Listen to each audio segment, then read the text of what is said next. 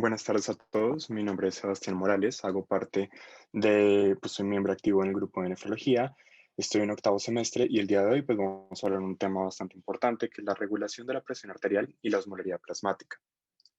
Bueno, la bibliografía en la que me basé principalmente es el libro de Venner and Rectors, de Kidney y de un artículo de hipertensión arterial que pues describían muy bien la forma de la regulación de la presión arterial.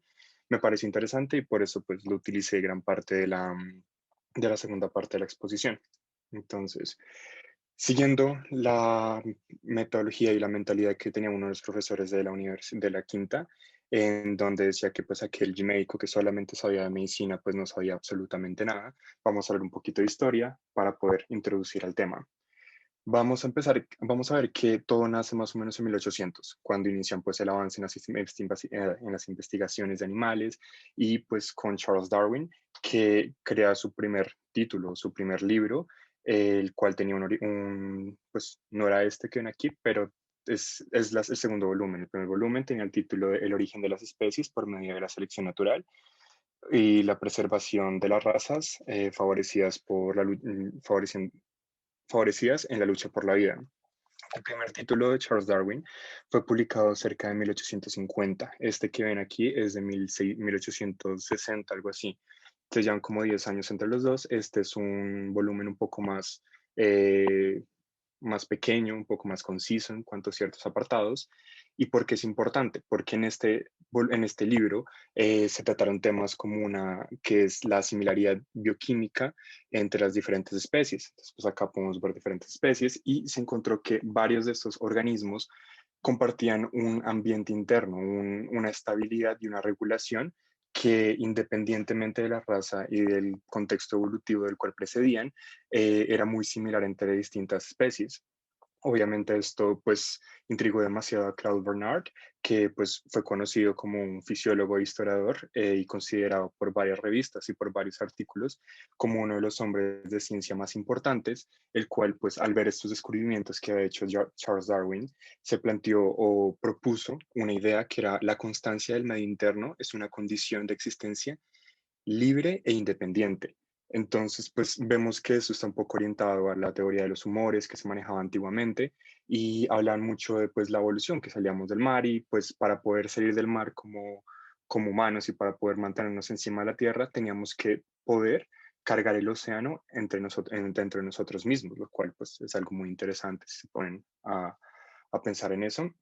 Posteriormente aparece Ernest Starling con un nuevo concepto que es la sabiduría del cuerpo, que es bastante similar a lo que se refería Claude Bernard en su apartado. Él propone o dice que los organismos deben mantener una constancia del océano interno independientemente de las distintas fluctuaciones que se presenten en la dieta, como puede ser la ingesta de líquidos y además de otras condiciones ambientales que se puedan llegar a presentar. Posteriormente aparece Walter Cannon con con un título, con un concepto que revoluciona un poco más la forma de cómo entendíamos el proceso de regulación interna y pues genera el título de homeostasis, que básicamente lo describe como el mantenimiento de una constancia interna química, una tensión arterial, temperatura y además un balance energético.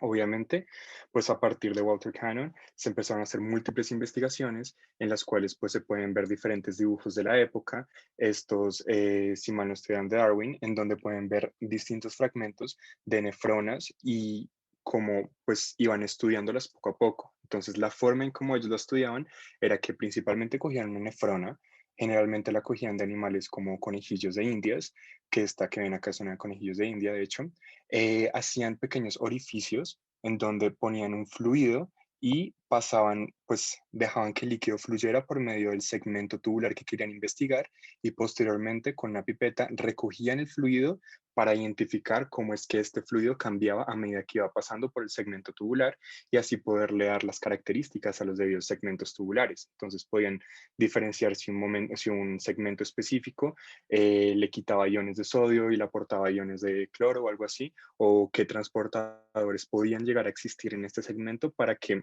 fuera más concentrado, más diluida la orina. Ya un poco más entrando al tema de homeostasis, pues básicamente cómo va a ser regulada esta, ¿sí? Entonces, buscando e indagando un poco el tema, encontré un ejemplo que pues les voy a poner un poquito más adelante, que me parece que resume muy bien la forma en cómo se autorregula, pues cómo se regula la homeostasis. Entonces, partimos del hecho de que tenemos sensores. Estos sensores van a estar dispuestos en diferentes partes del cuerpo. Estos sensores van a, pues como dice la palabra, van a sensar constantemente y todas las señales, todas las aferencias van a llegar a un centro integrador. Este centro integrador básicamente se carga de traducir las señales. Recibe una señal, traduce qué dice esta señal y con base en la señal, pues con base en esta traducción, define si está por encima o por debajo del punto de ajuste, que es el punto normal que se espera que esté o el punto normal en donde se tiene que mantener. Si lo ponemos así, como en palabras así un poco más científicas, es un poco más difícil de entender, pero si nos basamos en una casa, por ejemplo, que tiene un termostato, podemos tener en cuenta que el termostato o la referencia de que el termostato es el punto de ajuste, ¿sí? El grado o la temperatura deseada es el punto de ajuste.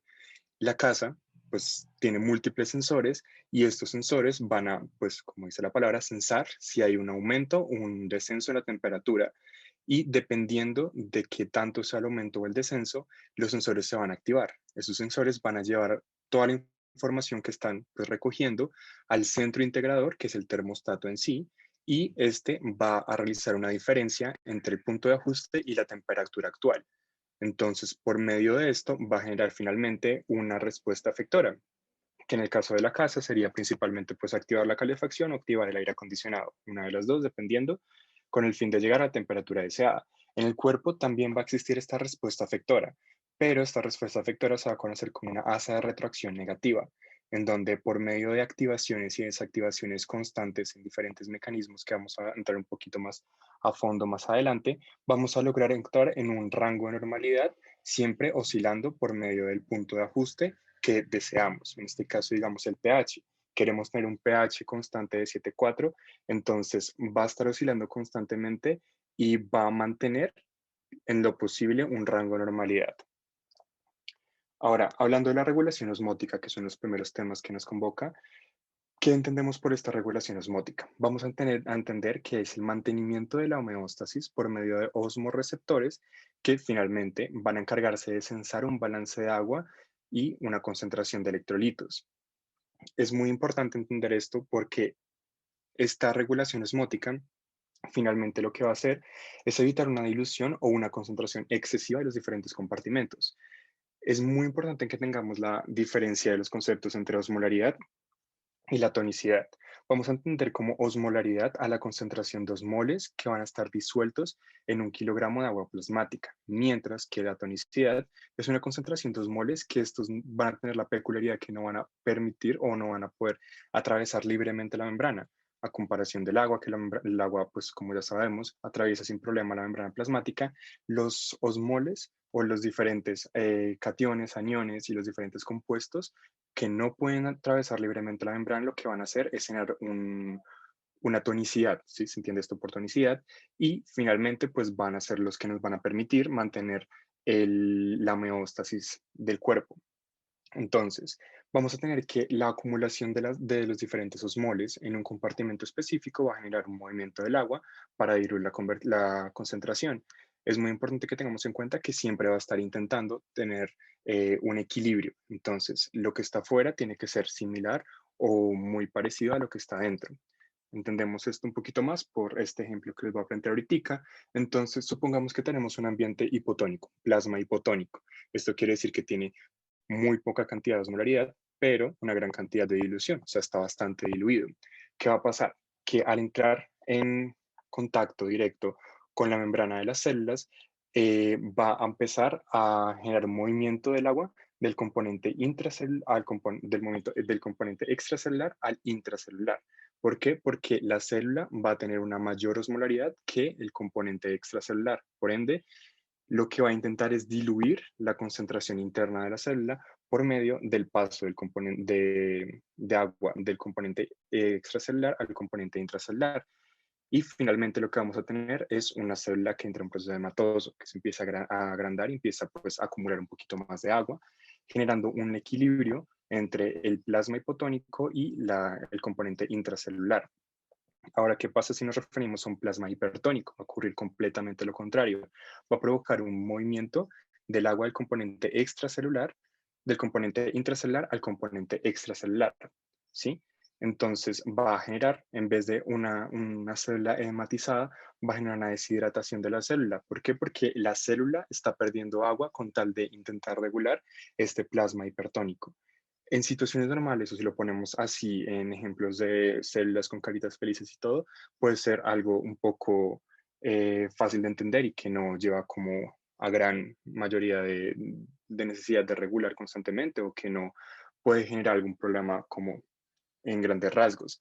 Pero lo que va a pasar es que hay compartimentos en el cuerpo humano que no van a poder expandirse o células que no van a poder expandirse simplemente sin causar ningún tipo de alteración. En este caso vamos a tener el cerebro. El cerebro va a estar, pues, como ya sabemos, pues, metido en el cráneo, y el cráneo pues es una estructura ósea que no permite expansión alguna. Por ende, cuando este tipo de procesos pasan y se produce un edema en las células, lo que puede llegar a afectar directamente es al cerebro, porque el cerebro va a empezar a crecer y al no poder, no tener espacio alguno para seguir creciendo, va a empezar a generar pues alteraciones mentales y puede ocurrir una hernia del cerebro que empieza a salir el contenido cerebral por medio del agujero magno. Entonces, pues vamos a tener diferentes problemas que pues en este momento no son importantes, no son pues de la charla, pero pues es la importancia de mantener una homeostasis con pues un ambiente lo más neutral posible. Entonces, cuando hablamos de la regulación directamente, vamos a hablar de una hormona principal que es la ADH, que se considera como la hormona reguladora de la osmolaridad, pues principalmente por excelencia. Algo muy común que pues uno escucha en las revistas es que preguntan que dónde se produce el ADH y pues comúnmente las personas responden no, se produce en la neurohipófisis posterior. Esto está errado, o sea, algo que hay que tener muy en cuenta es que la hormona va a ser sintetizada, va a ser producida por el hipotálamo y no solamente se va a producir ADH, se van a producir otras dos hormonas como la copeptina y la neurofisina, acá me faltó la P, perdón. Estas dos pues son un poco no son tan relevantes para el tema. El que más va a importar pues es la ADH y finalmente esta ADH va a terminar siendo almacenada en la glándula pituitaria posterior, en la neurohipófisis posterior. Y la función principal de esta ADH va a ser aumentar una reabsorción del agua y pues disminuir la tonicidad del túbulo colector. ¿Cómo? Pues va a haber una serie de mecanismos que se van a activar pues antes de llevar a pues, el resultado final. Entonces, generalmente, no es el único estímulo, pero es un estímulo que pues predomina constantemente, es la presencia de un ambiente hipertónico. Con un ambiente hipertónico, ¿qué va a pasar? Vamos a activar los osmorreceptores hipotalámicos. Estos van a generar una apertura de los canales pues catiónicos que van a permitir el ingreso de diferentes iones cationes, perdón, y pues finalmente van a generar una despolarización de la membrana que va a generar una señalización celular y por último va a generar pues la dicha liberación de la vasopresina o de la ADH por parte de la neurohipófisis posterior.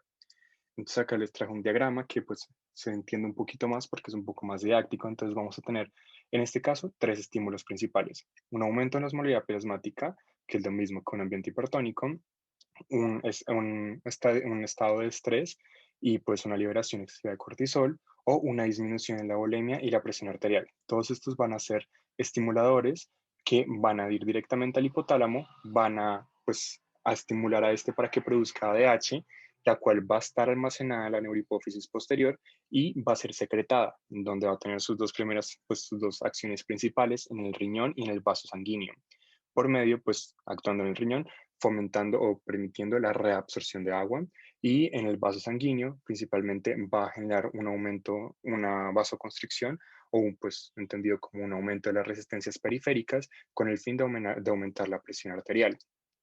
Tenemos que también tener en cuenta que el alcohol va a ser un inhibidor de pues, la secreción de ADH. Entonces, ahora vamos a entrar pues un poco más en detalle cómo va a funcionar. Entonces, la ADH va a ser pues, liberada por la neurohipófisis posterior y va a actuar directamente, en caso del riñón, en los receptores B2 que se encuentran en la superficie vasolateral de las células principales de los túbulos colectores en la porción distal de la nefrona. Entonces, van a haber dos escenarios principales, bien sea tenemos vasopresina o no hay vasopresina. Cuando hay vasopresina, se va a generar una impermeabilidad de los túbulos colectores al agua, o sea, el agua no va a ser reabsorbida y por ende va a ser secretada completamente. Cuando hay vasopresina, lo que va a pasar es que se va a producir una translocación de las acuaporinas 2 a la membrana apical y pues esta translocación va a permitir el ingreso de agua, la reabsorción del agua. Entonces vamos a tener dos resultados. Vamos a tener que con la ausencia de vasopresina vamos a tener una orina completamente diluida, poco concentrada, mientras que con una presencia de vasopresina, como estamos recaptando, estamos reabsorbiendo el agua, va a generar pues, una orina concentrada. Bueno, ahora pasando a la segunda parte de la exposición, vamos a hablar directamente de la regulación de la presión arterial. Entonces, es importante que tengamos en cuenta que más o menos el 60% de la masa corporal de las personas, del ser humano, es solamente fluidos y solutos. Esta pues va a diferir un poco en cuanto a las composiciones. Entonces vamos a tener dos ambientes principales, el intracelular y el extracelular. Vamos a tener que en el intracelular va a predominar principalmente cationes, el potasio, como ya sabemos, y gran parte de magnesio, mientras que en el extracelular los cationes predominantes van a ser el sodio, una parte de potasio, una parte de calcio y muy poco de magnesio. En cuanto a aniones, vamos a tener que en el líquido intracelular va a predominar el fosfato y aniones orgánicos y proteínas, mientras que en el líquido extracelular va a predominar en cuanto a aniones el cloro y el bicarbonato. Todo esto con el fin de mantener una electroneutralidad, con el fin de que tanto afuera como adentro esté más o menos la misma osmolaridad, independientemente de la conformación de esta, pero esté más o menos la misma con el fin de evitar ese paso de agua de un lado al otro y que pueda generar pues repercusiones que pueden llegar a ser consideradas patológicas. Es importante que tengamos en cuenta que la regulación del agua y la presión arterial va a estar mediada pues, por el flujo del agua libremente a través de la membrana. Pues, como sabemos, el agua no va a necesitar en este caso un transportador específico dependiente de energía o de algo así que le permita el paso, sino que ya se transporta libremente a través de la membrana con el fin de equiparar tanto la osmolaridad intra como la extracelular. Y pues este movimiento, como pues podemos ver acá abajo, va a determinar qué tan cargado está un componente del otro con respecto al otro y pues va a permitir el movimiento del agua.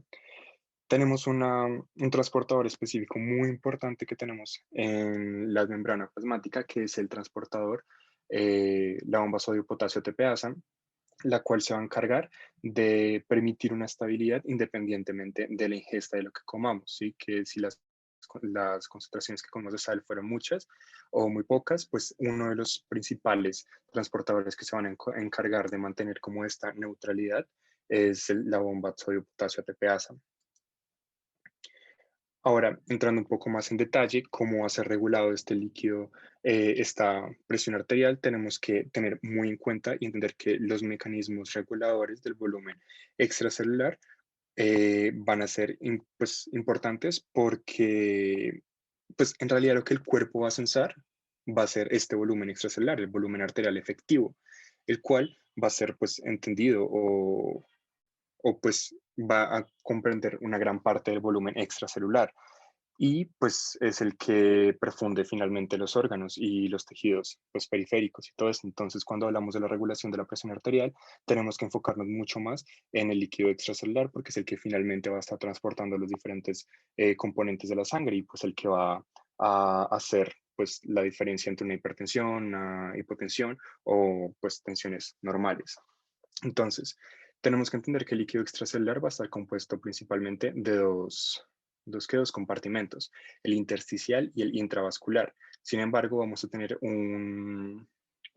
pues, una conexión entre estos dos, que es por medio del drenaje linfático. Tenemos que pues, acordarnos de que pues, la linfa va a drenar finalmente al conducto torácico y pues del conducto torácico se va a conectar a la circulación sistémica y pues esto finalmente va a ser entendido como un volumen extracelular fluid volume, un volumen extracelular que va a estar pues en constante regulación por medio de la capacitancia. y entendemos esta capacitancia como los diferentes mecanismos sensitivos que vamos a encontrar alrededor del cuerpo y pues que van a transformar estas señales van a pues llevar estas señales directamente a un punto controlador, como hablábamos en el ejemplo de la casa, del termostato, van a sensar estos diferentes cambios en la presión arterial, van a llevar esto al termostato, el termostato principalmente va a mandar esta señal aferente a unos sistemas efectores y van a generar un aumento en la filtración del agua, o sea, van a permitir una excreción del agua o una reabsorción de la misma.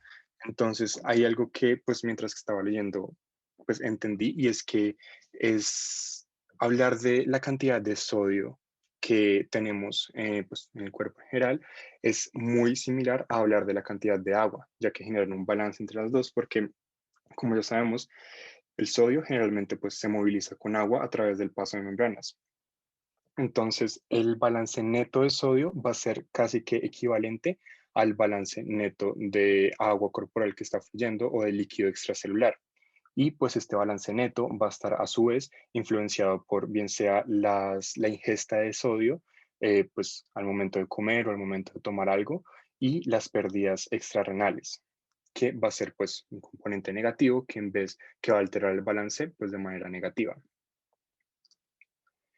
Ahora, pues hablando un poco más de la regulación arterial, vamos a tener que principalmente la presión arterial va a ser igual al gasto cardíaco por la resistencia vascular periférica. Acá les tengo un mapita del cuerpo humano y para entender un poco más este punto, pues les quiero ser un poco más didáctico. Entonces, supongamos que cada órgano del cuerpo, cada tejido, es una casa diferente, ¿sí? Tenemos alrededor de 1000 casas y cada casa va a utilizar más o menos unos 500 litros de agua al día, ¿sí? Entonces, la condición es que tenemos que bombear los 500 litros de agua al día a estas casas, pero tiene que ser constante, un ritmo constante de agua. Ninguna casa puede quedarse en ningún momento sin agua, ya que pues esto en pues, la versión humana equivaldría a una hipoperfusión de algún órgano o algún tejido en específico y tenemos que pues, suponer que cada casa, más o menos, o lo que vamos a bombear, la cantidad de agua que vamos a bombear finalmente, son 20 litros de agua pues en cada hora, independientemente del consumo, independientemente si la casa que se encuentra en el cerebro consume más o si la casa que se encuentra en el páncreas va a consumir más. Si todas tienen que tener el mismo flujo, entonces lo que va a pasar es que pues es un poco más complicado que si ponemos, por ejemplo, un tanque de agua al final que va a permitir unas ciertas ventajas, como es principalmente que cada casa va a regular su consumo independientemente de la necesidad. Segundo, un alto consumo de una casa, por ejemplo, que esté consumiendo mucha agua el cerebro, no va a afectar de ninguna manera a las presiones ni al volumen sanguíneo, ni al volumen de agua que está llegando a las diferentes casas. Y la carga de presión de la torre, pues como está tan alta y tiene una presión alta, va a garantizar finalmente que tanto las casas que están, como los baños que se encuentran en el segundo piso de la casa, como los que se encuentran en el primer piso, tengan igual cantidad de agua llegando con la misma presión, ¿sí? De esto se va a encargar principalmente el corazón, va a ser algo muy similar a lo que va a hacer el corazón y va a permitir que se den estas ventajas. Entonces el corazón, pues vamos a entender que debe mantener una presión arterial media para que no se hipoperfunda ningún órgano esencial, que es lo que hablábamos con que, digamos, una casa utiliza un poco más de agua mientras que la otra no. Entonces, esto puede generar una hipoperfusión si no tenemos una bomba o una torre que nos genere estas ventajas que acabamos de hablar. Entonces, ahora pues entrando un poquito más en contexto ya patológico y anatómico, vamos a tener que hay ciertos determinantes de la presión arterial. Entre estos vamos a tener principalmente pues que la presión arterial va a estar regulada directamente por el gasto cardíaco y la resistencia vascular periférica. Este gasto cardíaco es pues lo que se ha eyectado y lo que está constantemente fluyendo a través del sistema de la circulación sistémica y este gasto cardíaco va a estar a su vez regulado o va a tener dos determinantes, que es la frecuencia cardíaca, qué tan rápido, qué tan lento está latiendo nuestro corazón, y el volumen de eyección, qué tanta sangre estamos expulsando de nuestro ventrículo izquierdo. Y estos dos van a principalmente a estar regulados o van a tener como determinante la precarga, la contractibilidad y la poscarga, entendiendo como precarga el volumen que ingresa, la contractibilidad, la fuerza con que este es enviado hacia afuera, y por último, la poscarga, entendiendo pues está como la resistencia vascular periférica o el impedimento que ocurre al salir, o sea, la fuerza con la que tiene que ser eyectada el ventrículo izquierdo para que pueda superar las resistencias vasculares periféricas, la vasoconstricción o vasodilatación de las diferentes arterias que queden después del callado aórtico. Entonces, vamos a tener dos reguladores principales. Vamos a tener los reguladores a corto plazo y los reguladores a largo plazo. Los reguladores a corto plazo vamos a tener que son principalmente dos, el sistema nervioso autónomo y el reflejo receptor. El sistema nervioso autónomo entendiéndolo como, como un equilibrio entre el sistema nervioso simpático y parasimpático. Si predomina la función del simpático, lo que vamos a tener es un aumento en la frecuencia cardíaca, un aumento en la contractibilidad y por ende una mayor cantidad de sangre circulando.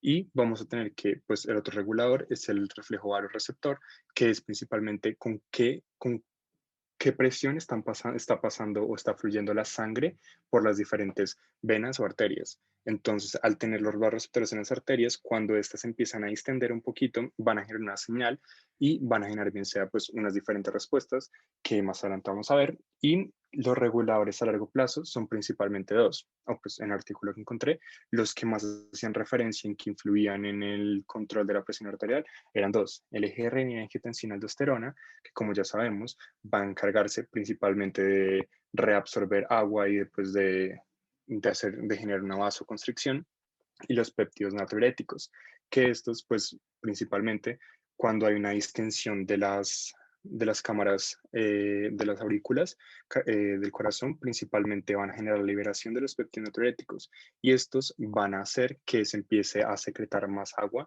de la normal, con el fin de disminuir la volemia, que no ocurra tanta distensión de las cámaras y que por ende pues se mantenga una homeostasis, un volumen circulante constante y pues que permita la perfusión de los órganos distales como de los proximales, pero sin generar ningún tipo de lesión. Entonces, los principales órganos o los principales factores que van a entrar o determinantes que van a entrar pues a regular la presión arterial van a ser estos cinco. Entonces tenemos el riñón por medio del eje renina-angiotensina-aldosterona y por la liberación pues por la acción de los péptidos natriuréticos que van a generar una disminución en la presión arterial. Pero pues asimismo puede generar, pues por otros mecanismos, el aumento de la presión arterial por medio de la retención de sodio. Como ya sabemos, al retener sodio estamos también reteniendo agua y pues una vasoconstricción de las arteriolas y de las arterias que va a permitir un flujo de mayor velocidad. Los péptidos natriuréticos, como ya les explicaba, principalmente pues cuando existe la distensión de las aurículas, se produce pues, la liberación de los péptidos natriuréticos, que finalmente lo que van a hacer es una disminución de la presión arterial, el endotelio, que principalmente pues, se va a encargar de liberar el óxido nítrico, que va a generar una vasodilatación, disminuyendo así la presión arterial, o la liberación de telina 1, que va a ser todo lo contrario, va a generar un aumento en la presión arterial. El sistema nervioso, como ya tenemos, pues la activación del sistema nervioso va a generar una liberación de catecolaminas. Esto va a generar el aumento de la actividad renal simpática, un aumento en la recaptación de sodio y por ende finalmente un aumento en la presión arterial. Por último, vamos a tener un poco menos estudiado, pero importante también, el sistema inmunitario también va a generar un cierto rol en la regulación de la presión arterial. Vamos a tener que un aumento en la infiltración de los macrófagos va a generar una sensibilidad aumentada al sodio y por ende vamos a tener un aumento de la presión arterial, mientras que si tenemos una liberación de células T reguladoras antiinflamatorias, van a generar una disminución de la presión arterial y unas proinflamatorias van a hacer todo lo contrario, un aumento en la presión arterial. Eso sería todo. Muchísimas gracias por la atención. No sé si alguien tiene alguna pregunta.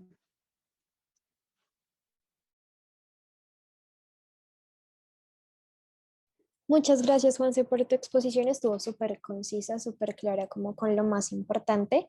Si alguien tiene una pregunta, ya sabe que la puede escribir en el chat o la puede decir. Y mientras tanto, pues démosle paso al doctor para su retroalimentación. ¿Me escuchan? Sí, señor. Buenas noches. Pues la verdad, excelente presentación. Te felicito porque lograste, por decirlo así, sintetizar, comprimir en tan poco tiempo una charla tan extensa y tan compleja. Básicamente lo que expusiste como tal en la exposición fue totalmente un resumen de todo lo que es la actividad de homeostasis como tal y de control de la tensión arterial. Fue muy clara, precisa, los términos que utilizaste fueron entendibles para, me imagino que para todos los compañeros, incluyéndome, fuiste muy preciso en cada concepto y en cada punto que era lo importante. Tener en cuenta cuáles son los mecanismos activadores en los diferentes casos, sean los cuadros de hipertensiones, por ejemplo, en la homeostasis en los pacientes, el componente renal fundamentalmente, y también en la parte del control de la tensión arterial para tener en cuenta que cuando ya estén ahorita en la parte clínica, sepan por qué uno maneja de diferentes maneras cuando tenemos hipotensiones o cuando tenemos estas hipertensiones, qué es lo que se da y para qué o qué utilizamos en cada punto. Pero en términos generales, todo muy claro.